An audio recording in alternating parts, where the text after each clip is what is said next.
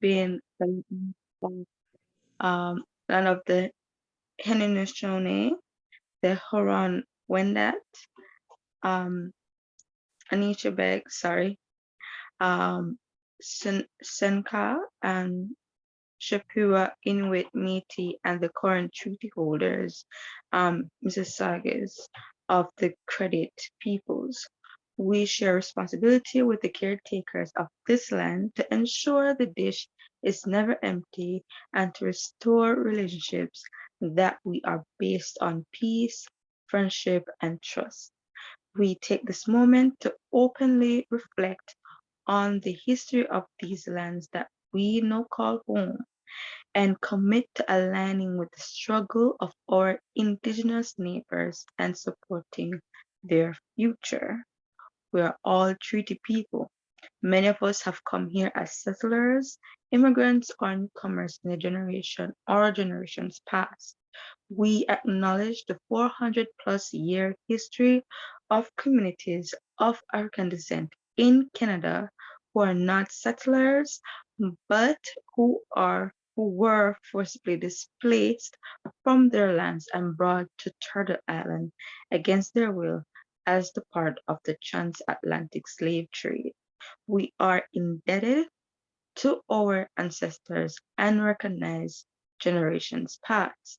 Today, we continue their work, fighting for our collective benefit, denouncing colonial histories, breaking down systemic barriers, improving the health and lives of our communities, and pushing back against anti-Black racism. We are committed to real and impactful change for today and hope for future generations. Let us take a moment for reflection.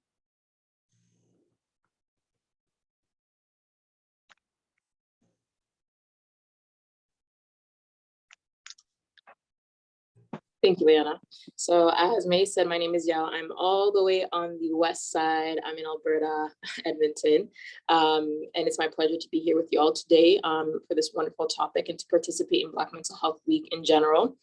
Because I am in Edmonton, I'd also love to take the time to acknowledge our treaty. The city of Edmonton acknowledges the traditional land on which we reside. We are in Treaty 6 territory. We would like to thank the diverse Indigenous peoples whose ancestors' footsteps have marked this territory for centuries, such as the Nehiyaw, Dene, Anishinaabe, Nakota Iska, Nitsitape, and all the Indigenous peoples that have long since been here. We also acknowledge this as the Métis homeland and the home of one of the largest communities of Inuits south of the 60th parallel. It's a welcoming place for all peoples who come from around the world to share Edmonton as home, and together we call upon all of our collective honor, traditions, and spirits to work in building a great city and a great province for today and future generations.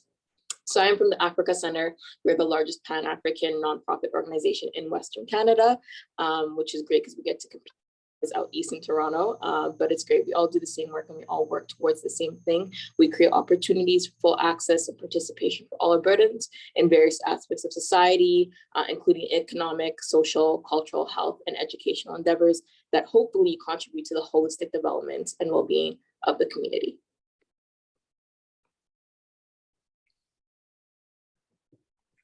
Thank you, Yawa. I'll pass it back to Leanna to let you know a bit about Taibu and her involvement in the world of not anti-Black racism, but Black mental health. Hi, once again, it's Leanna.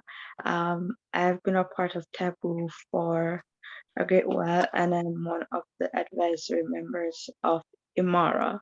So Taboo Community Health Center is at the forefront of the delivery of community health and social services to Black communities across the Greater Toronto Area, other words, GTA. Taboo aims to improve, promote, and protect the health and well-being for Black populations through quality healthcare and culturally designed primary healthcare services and strategies. And for someone who has been to Taboo and who's working on the taboo, I can vouch for them in saying that they have succeeded these type of objectives in the community that I've seen so far, and they will continue growing into doing amazing things. So that's what I say.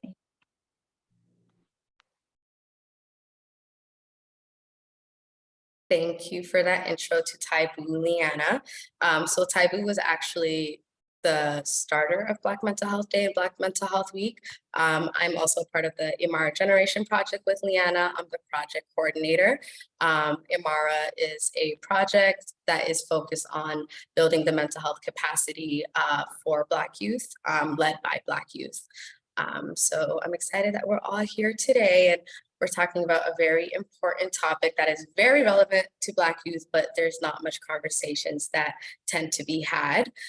So today we'll be exploring the relationship between cannabis use and mental health among Black youth through discussing the potential benefits and harms of cannabis use, particularly in the context of managing mental health symptoms such as anxiety and depression.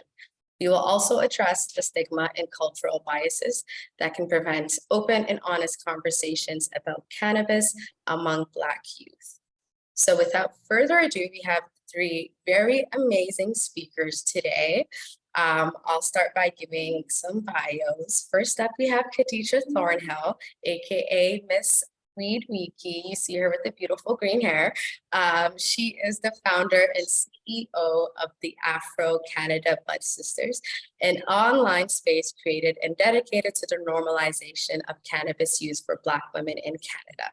Using her skills developed during 3 years of helping to grow another significant online community for Black moms, Khadijah also runs a virtual chat on Zoom called the Bud Sisters, mental health check-ins for Black women across North America to share cannabis online while discussing their wins and their losses, trying to manage mental health in an overwhelming, triggering outside environment.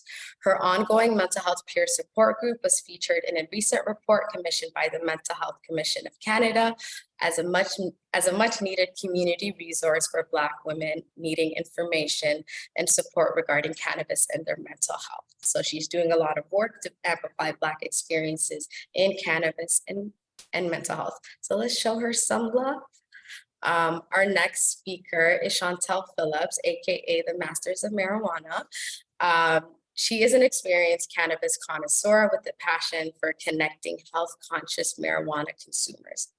Through practical means and the completion of courses offered by the Ontario government and other institutions such as CannaReps and Trichome Institution, she's a certified expert in her field, a sommelier/interpreter, and formally trained in concentrates and extracts. She's an influencer in the cannabis space and appears in news articles such as in Brampton podcasts and participates as a guest speaker in multiple cannabis events.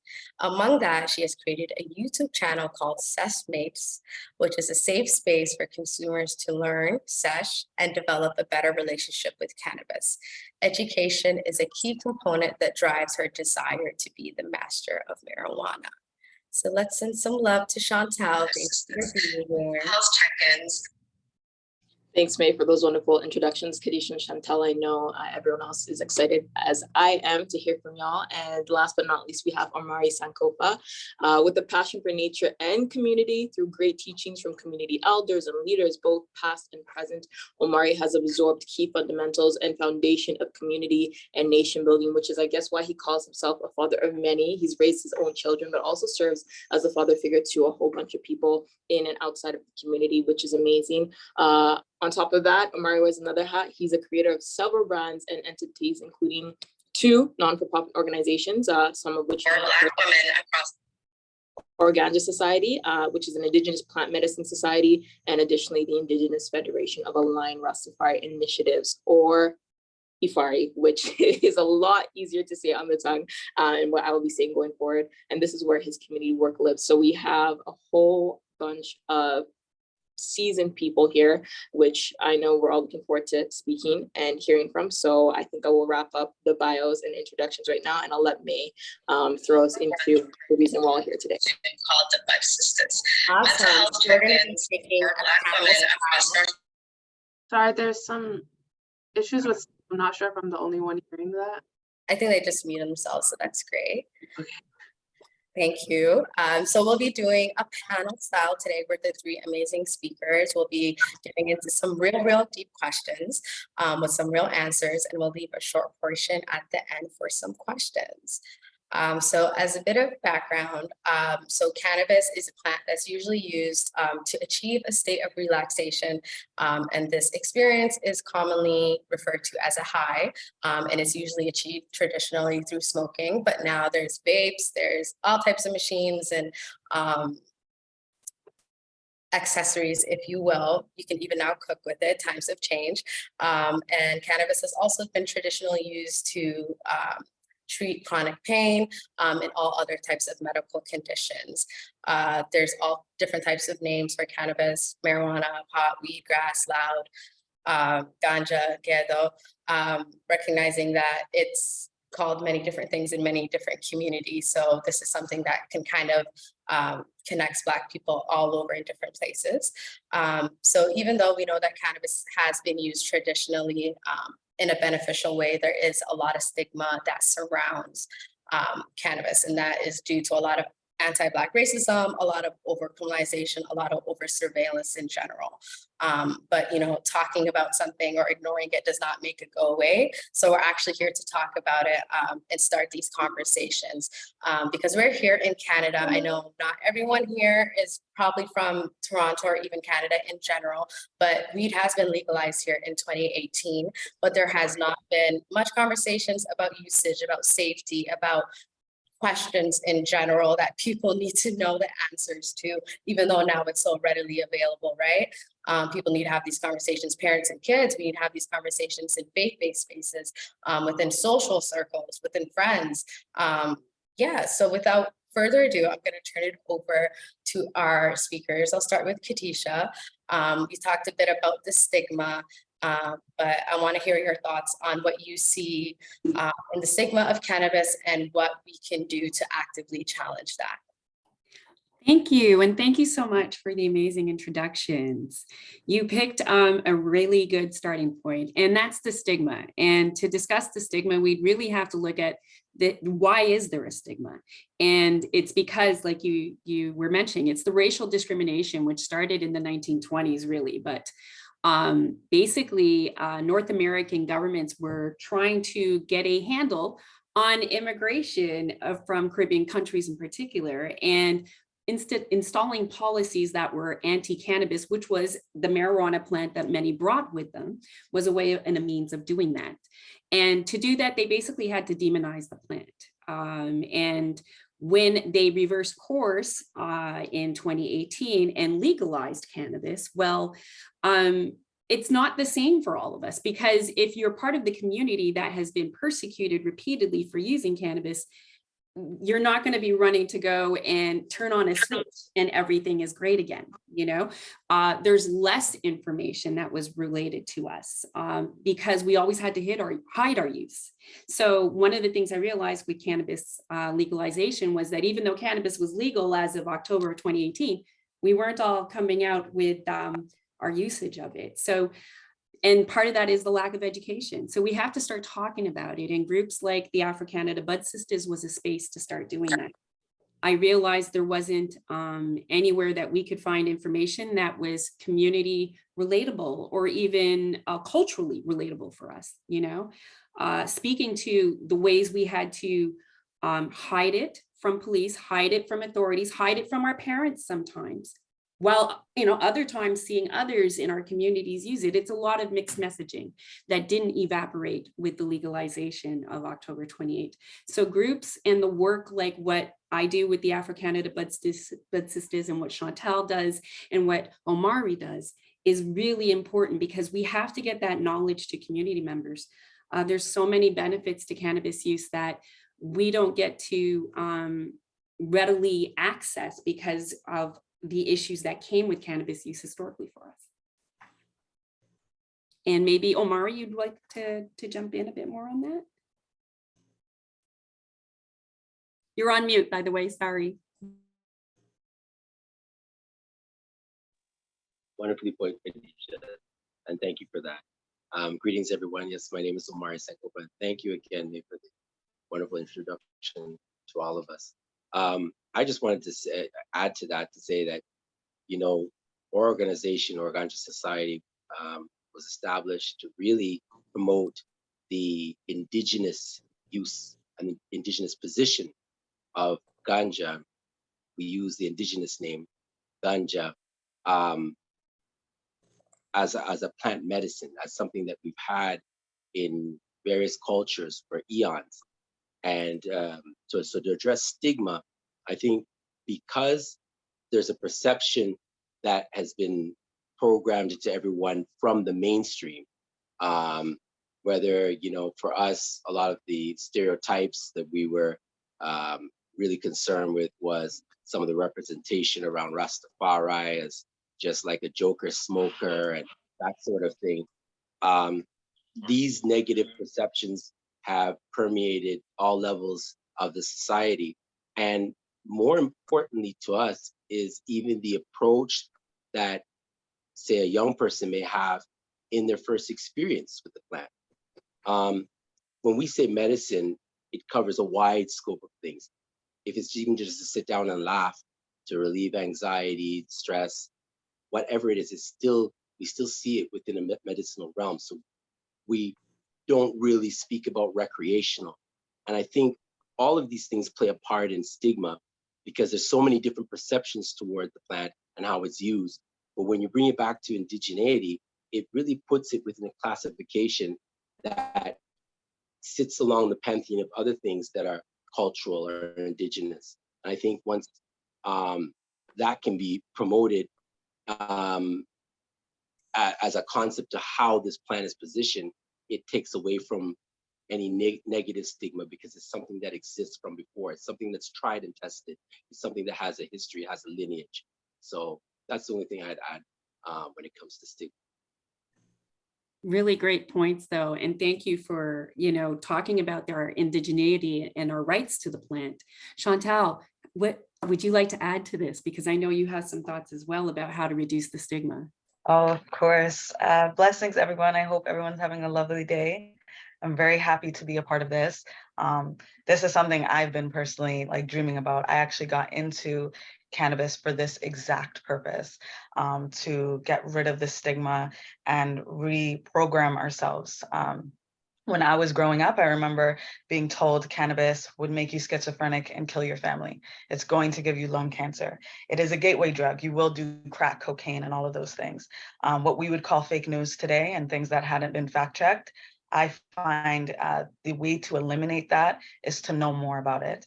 The moment I started doing research, the moment I started to know the history of it, the moment I tried it. Now, I'm not proposing that everybody has to try it, but when you have a personal relationship with the herb, the stigma is almost erased completely.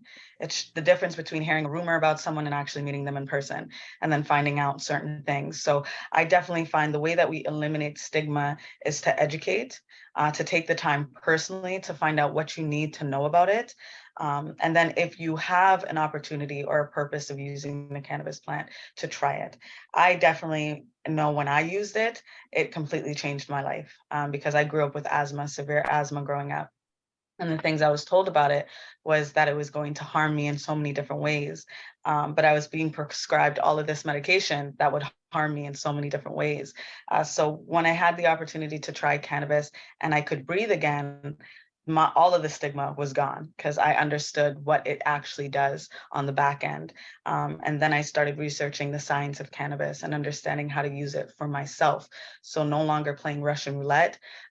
It's not something that's going to be a surprise. It's not something that is uncontrollable. It's not something that, you don't have the opportunity of actually developing a proper relationship with. It's not a boogeyman, cannabis has a very profound history with Black people, particularly, or any type of culture, Indian, because Indians and Jamaicans, I mean, the whole ganja situation, they really introduced that to us. When you think about indica, that word actually translates to India. That's what it actually means, because that's where cannabis came from. So understanding those little nuggets, you'll start to understand why it was persecuted the way that it was, used as a tool against us. So now that cannabis is now legal, you do find a lot of people, especially in our communities, not reaching for it as fast as other people are reaching for it. People are scared. My parents especially, they weren't happy when they found out that I was working in the cannabis space, but I made it known to them that it was very important for me to get into this space because it's a right to me. It's a gift for me. It was made for me. It is medicine. So my mom was someone who had extreme stigma around it, and seeing her daughter start to get into it, educate herself about it, and then bring that information back to her, not in a disrespectful means or a way that would scare her, she started to open up a little bit more towards it. So just trying to go about it in an honest way, in a way that you can actually level up with it and grow with it, I find that really helps the destigmatization of the whole experience.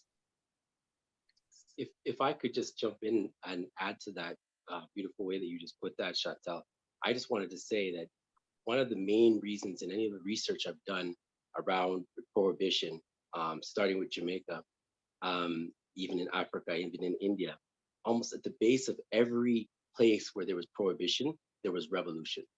And so because the plant brings people together beyond its physical medicinal properties, just the fact that the plant brings people together just like this to have a discussion, um, it really was seen as a threat to tyrannous governments or situations where the people were were not satisfied with the quality of living and they wanted to see a change.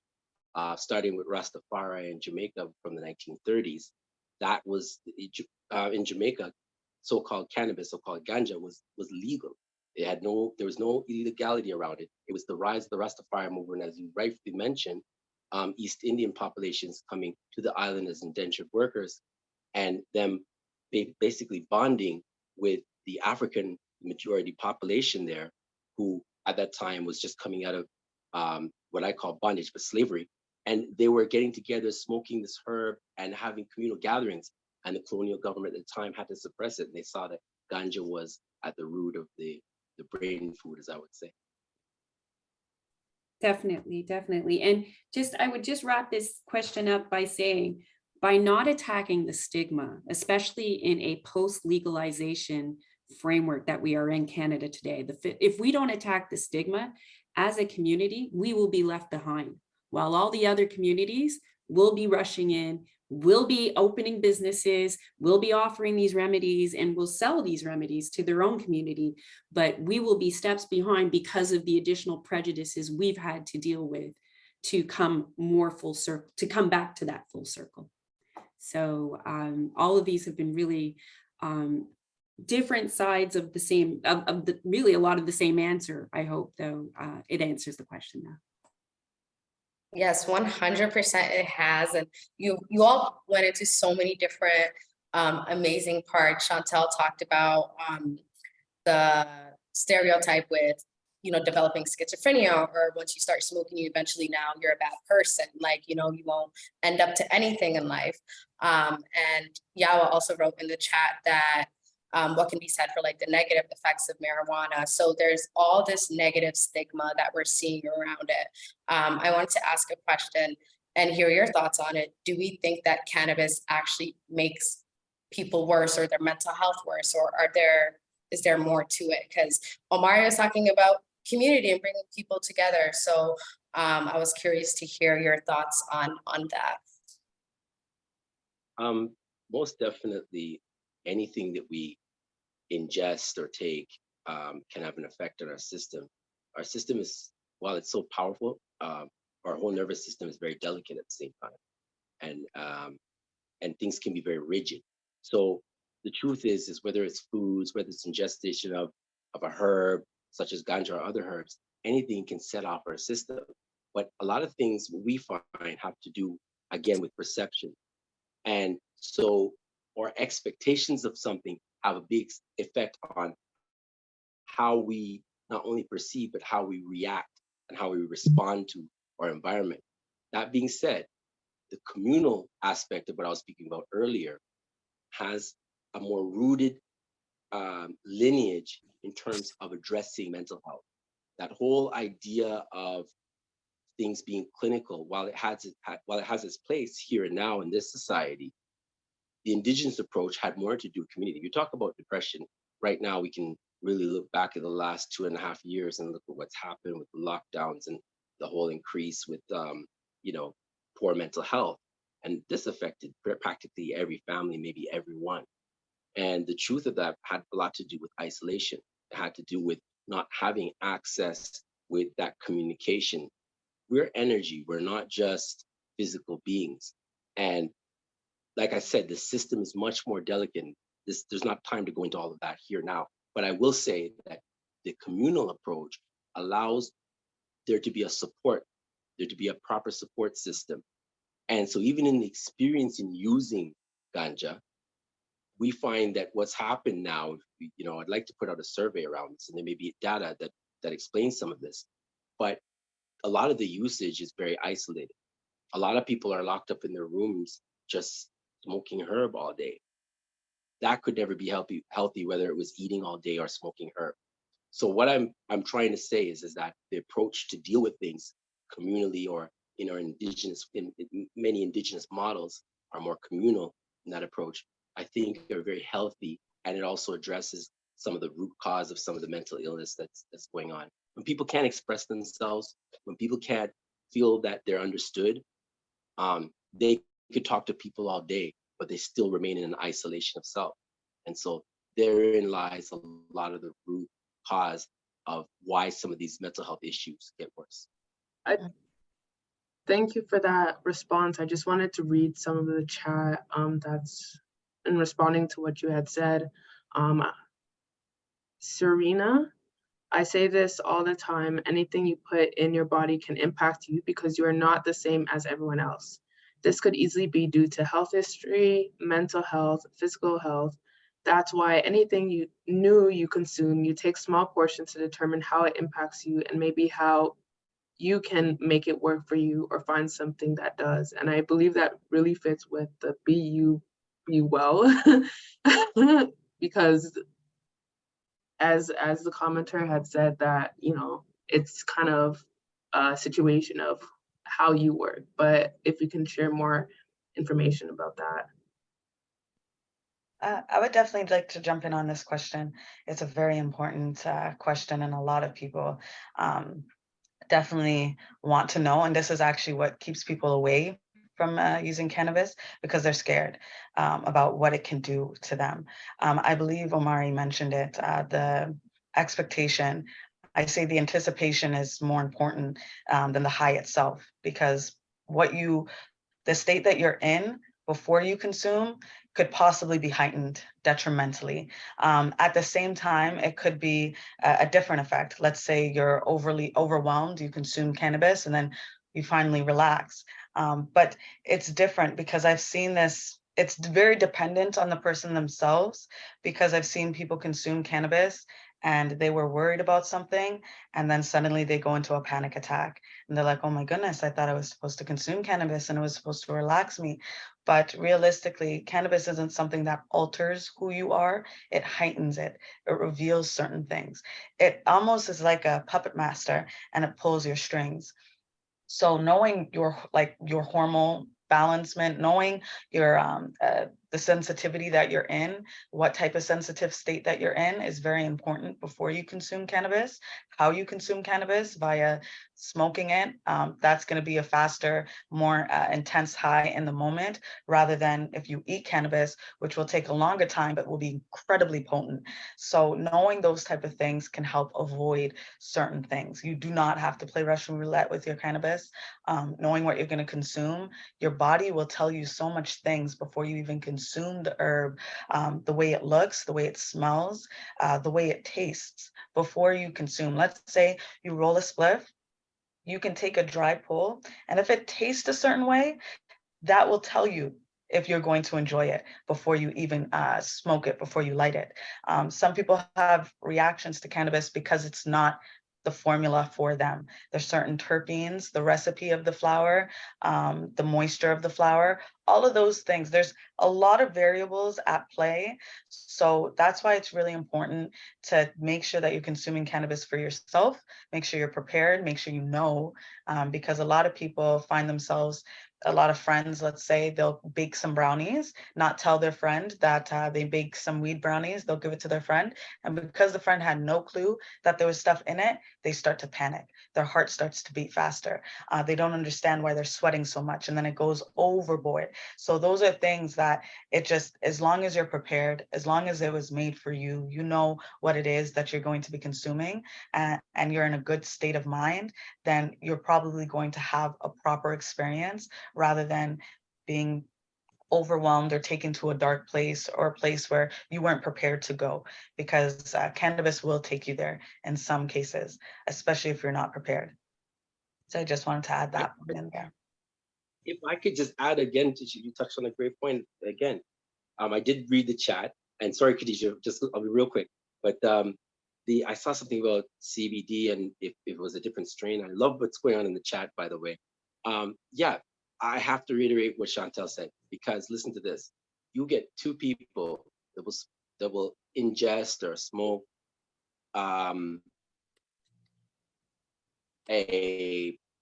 what's considered to be a high dominant sativa dominant strain, and they'll have two different effects. So you can't all base it on the strain or whether it's CBG dominant or CBD dominant. Yes, those are important factors, but you have to look at the condition of the person before ingesting. I would say that takes precedence to everything. Yeah. All really amazing points. And you've covered so much that there isn't a lot that I would add. All I would say though, in terms of being mindful of how it can affect your mental health, it starts with being intentional. What are you smoking for? Are you smoking to relax? Are you smoking because you've had the day from hell and you're trying to unwind? Are you smoking because you're overstimulated? Like the example, you have too many things to do and you have no clue where to start. Or are you smoking because you have pain and, smoking is the only thing that maybe doesn't make you think about how it's been nagging and annoying you for the last 4 hours straight. So sometimes people just want to smoke because they're going out, they're partying, they're social, and it makes them feel better. It reduces their social anxiety. We all have different reasons for why we use cannabis, but if you're not going to put some intention behind it, you'll be using it for everything and for nothing, and it'll help for nothing. I think that's the best way to wrap that up. Thank you so much, Khadija, Omar, and Chantal, for that.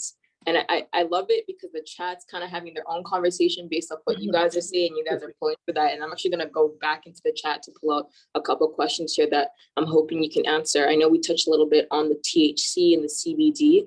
I don't know if one of you would like to kind of go further on that and actually describe what is THC, what is CBD, are they different? Do they do the same thing? And additionally, we have a question here on how early can conversations about marijuana use happen with kids or youth on how it should or should not be used, and in terms of moderation, and what's the appropriate age to even have these conversations, should they be had? So yeah, two different questions here. Maybe we can start with THC, CBD one, and then we can jump into the other one, but just wanted to put both of them on your radar. Does anyone want to? Okay, I do. I want to take the THC and CBD situation. So I love this question because actually you don't even have to consume cannabis at all to experience the type of high that you want to experience with cannabis. Your body naturally produces things such as THC and CBD.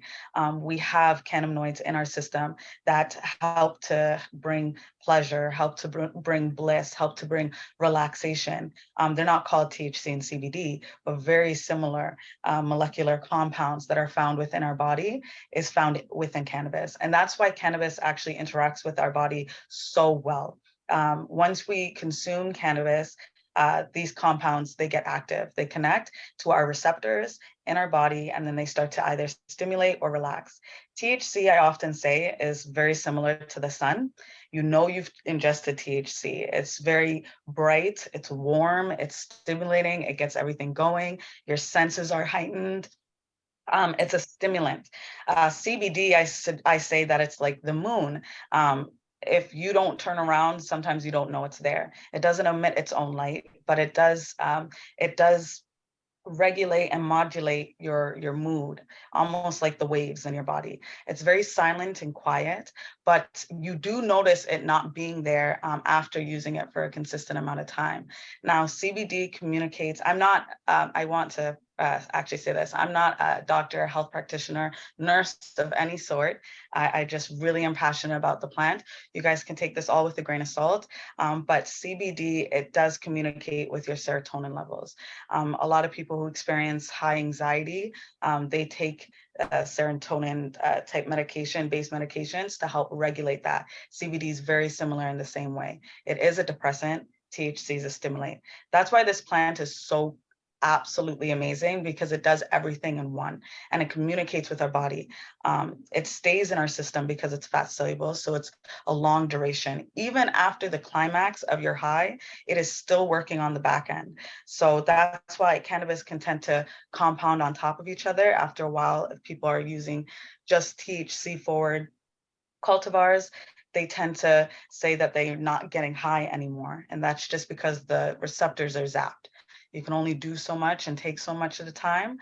You do need to take a pause in order to reset it. But at the same time, THC, CBD, and there's a lot more cannabinoids like CBC, CBG, all of these different types of stuff, whether it's non-psychoactive or not. The reason why THC is actually so special is because it actually goes through a pathway similar to like what dopamine goes through. And that's a psychoactive pathway.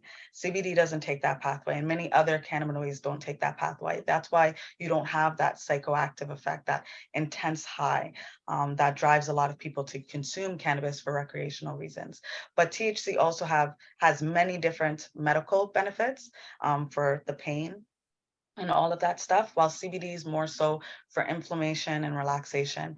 But these cannabinoids, they definitely do a lot. And on the back end, our body communicates with it very, very well, and it sticks to us. I definitely think it's like a puzzle piece.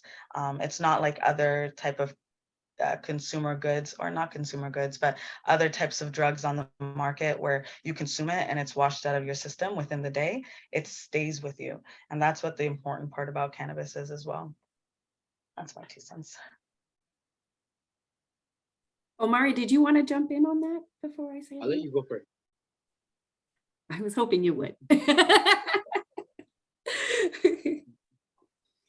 But basically, just to go on about, just regarding the differences between the types of products, and like exactly what Chantel was saying, everybody's endocannabinoid system is different. So, and as Omari said, how we all respond is going to be different as well. Cannabis's use as a tool. It's not a cure. So exploring for yourself is key. I always recommend to people too, especially if you're really going to be intentional about using cannabis for therapeutic use or medical use, journaling helps a lot, because you can record the different experience after you've tried a product. Sometimes you can try a product of a certain strain by smoking it, but if you get it in an edible form or in an oil form, it's going to have a different effect on you. So that would be what I would add to this aspect of the discussion for sure. Definitely. I just want to share something, a bit of history. I'm aging myself a bit, but basically I have a little bit of a bias because I didn't start smoking till later than most of my friends. Most of my friends, they dabbled like age 13 and 14. I battled against it. It was tempting, but I didn't start until I was like 18. But my first introduction, now I say that on platforms, I share this with people because I think it's worth noting. My first experiences with the herb was really grounded around culture. And I'm saying this not to brag or to show off or anything like that. I'm trying to say that my introduction to the plant was different from some of my own friends. My friends, it was recreational, and that's a more common story, giggles and laughs. And, I remember us having to sit down with elders and wait until they recited certain literature and certain reasoning and questioning, um, and talking about spirituality before we could even sip the chalice. You know, sorry, no need. Could you pass this? The chalice, I want to show them. But I'll just show you an example of a chalice, a steam chalice here if you haven't seen one. But this is an example of what we would start with. So I'm showing you this to show you the difference in our perception. A lot of my friends who came up with through Rastafari, our whole perception of the plant was different. It was something, it was literally like food. So we didn't look at it like drugs, even though it was illegal at the time. We looked at it as it was sacrament. We looked at it as something different. So your whole perception, even with THC, CBD, and all these things, that wasn't a factor back then. We would get predominantly herb that was at that time what we called sativa dominant. And what happened to me over the years is through ingesting a lot of that herb, whether they call it cess or whatever. And there were some instances you get some indica strains, but they were high THC, sativa. What would happen is after a while, I built up a sensitivity to that, and I couldn't mess with sativa anymore. So I'm saying this all to say that we talk about CBD and all these compounds, and nothing wrong with it. I do the same thing. I do the same thing. But sometimes I take a step back from it all. And while we're speaking about CBD, CBG, THC, and all these things, how did people all these eons before they were talking about these things use the plant? I just wanted to give a different perspective on it.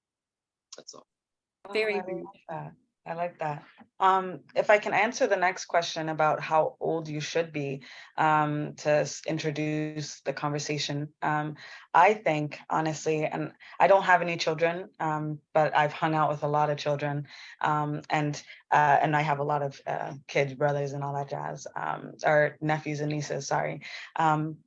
I think as early as you can, to be honest. I'm not entirely sure how children are supposed to identify certain things or be able to call out certain situations if they don't know what is happening in that moment, if they don't know what the plant is, if they don't know how it could possibly harm them, or what they could do to mitigate the effects of using something. If they're hanging out with their friends, which, parents are really busy nowadays working, they have to do their own things. Teaching their own is really hard. So the kids are being raised by everything, TV shows, the schools, their best friends, all that stuff. If the child doesn't know what they may or may not come in contact with, they're going to not know how to react to it. It's easier to give into peer pressure, especially if you don't have the communication styles to be like, I get it that this might be a fun situation for me, but maybe not right now. I don't really need to do it. I had a conversation with my little brother. He's 8 years old. He was learning about cigarettes in school, and he did a huge presentation about cigarettes and the harms of smoking. And one day he saw me smoking a spliff, and he was crying. Oh my gosh, he was bawling. He's like, "You're gonna die," all of this stuff. And I was like, "Oh, I'm gonna die." And he's like, "Yes, it's the worst thing. It's the worst thing." And I was like, "What was I smoking?" And he was like, "You were smoking a cigarette." And I was like, "What was in the cigarette?" And he was like, tobacco. And I was like, "Oh no."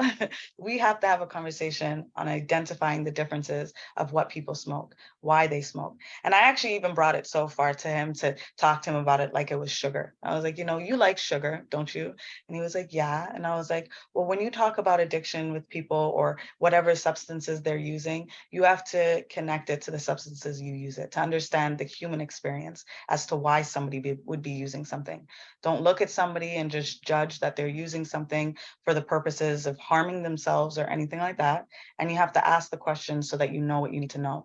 I wasn't smoking a cigarette. For you to say it was a cigarette as if it was tobacco is wrong. And then you got in a really upset situation. You were so stressed. He was crying so much, I thought he was going to have a heart attack. Like, he was really bawling.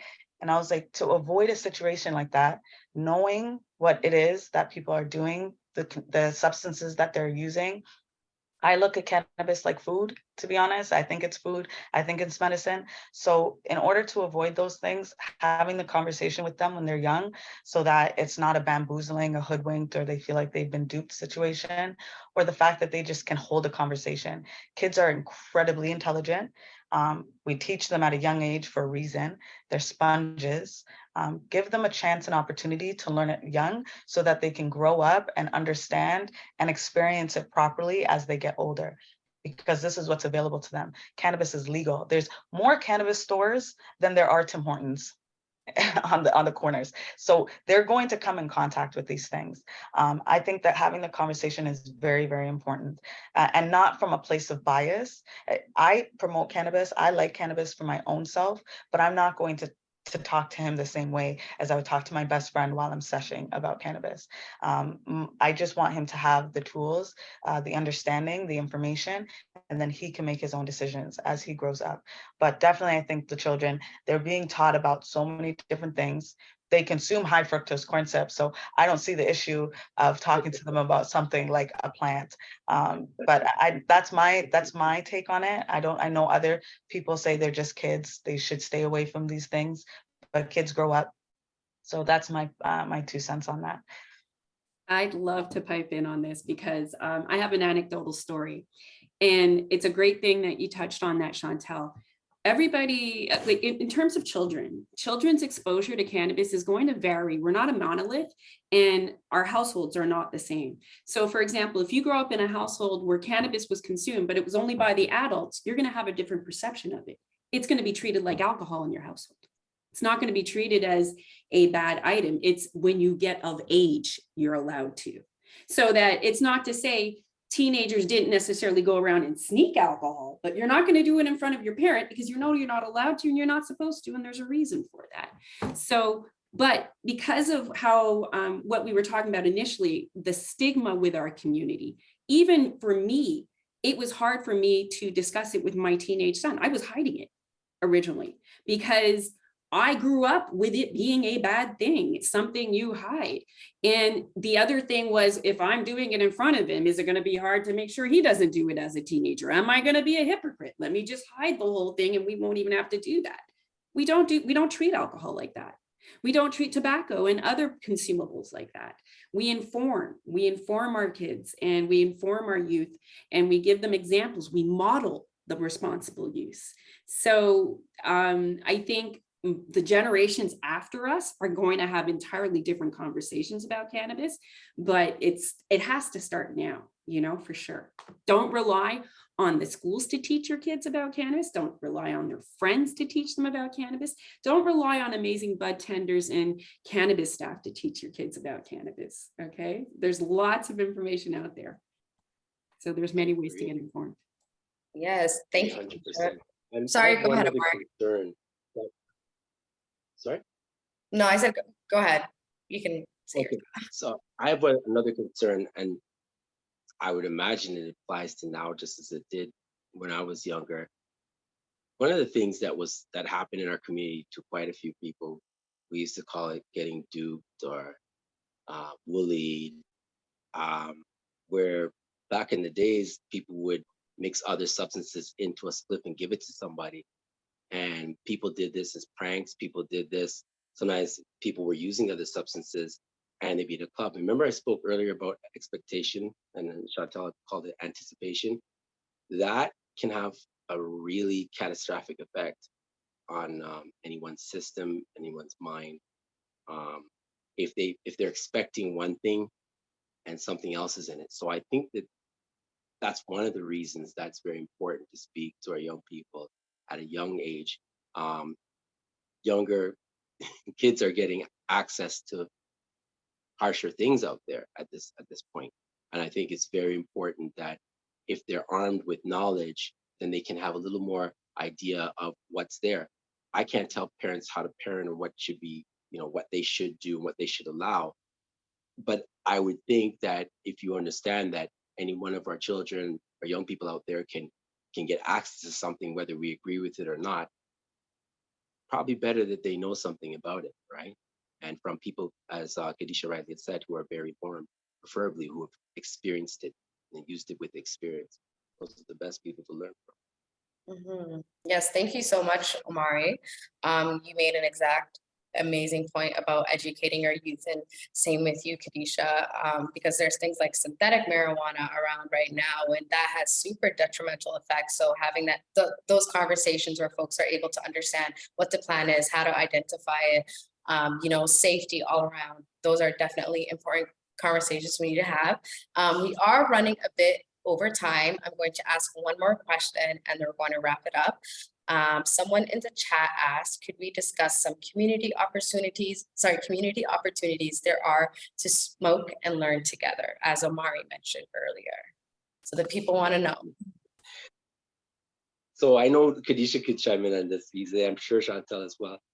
We have definitely a society and we love people to join. You do have to be 19 and up to join our society, but there are numerous events that we have, markets, everything to do that.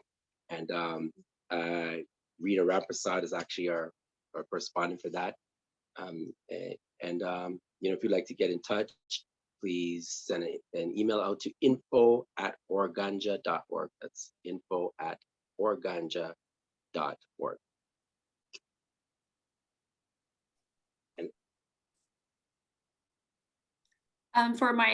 So my group that is primarily a Facebook platform and community.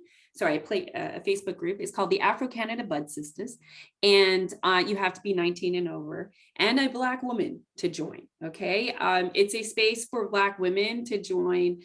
We're not trying to be exclusionary, but spaces like this are where we get to be our authentic selves. So we continue to try to nurture that. But we also have, events, information, meetups, and as well, our Instagram is always, we're always posting content and tidbits and tips on there as well. Events are still tricky because of licensing issues, which Chantel could probably allude to more, and also 2020 and the pandemic did do a lot to put a dent in what probably momentum would have built towards more community events, but Chantel could talk. Yeah, for the community events, it's hard out here because I work as a sales manager and education manager at the Woods Cannabis. And so in the community, there's a lot of events that actually go on, but it's usually done for people who have their CanSo, which is just a license to be able to sell cannabis. The reason that is because there's kind of speed bumps for allowing the people who are actually in the legal cannabis space to interact with the people who are consumers. There's a lot of different weird speed bumps. So what would need to happen is, you'd have to just gather around with a couple of your friends and actually sesh at somebody's house, or maybe if you can rent a spot, but even finding a spot that allow you to smoke indoors is kind of hard. That's why I've created my YouTube channel. Honestly, it's called Sesh Mates. It's so that it's not videos where we get on Zoom together, but it's where I'm interacting, teaching, giving some tidbits, all the while seshing. And then if you want to sesh at the same time, that'd be dope. It's a fairly new platform. I don't have any real community at the moment other than the people that I work with and all that jazz. But it's hard to find that type of community. It's a startup type situation. It does need to get done. But as of right now, I don't really know any spaces that allow the community to get together with actual like bud tenders or people in the field that work in the legal space in a safe space. It doesn't really exist at the moment here in Ontario, for what I know, or the GTA, I should be more specific from what I know. Yeah. I do want to plug one event. Sorry.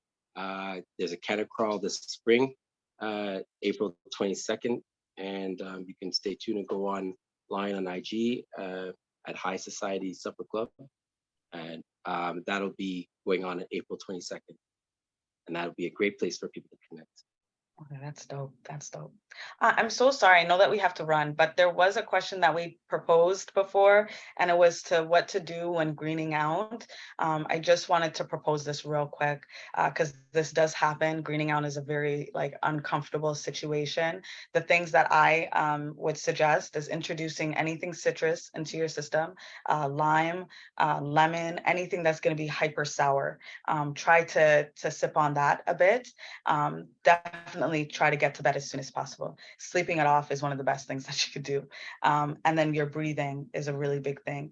The way that panic can set in and be very, very hypersensitive is a big thing. So I've been with people who've been greening out, and honestly, it's kind of weird, but letting them lay on your lap and like petting their hair and allowing them to like really catch their breath, waiting about 45 minutes. You do have to let the green out session, the panic, the anxiety kind of pass, because it can just be so overwhelming, all the feelings.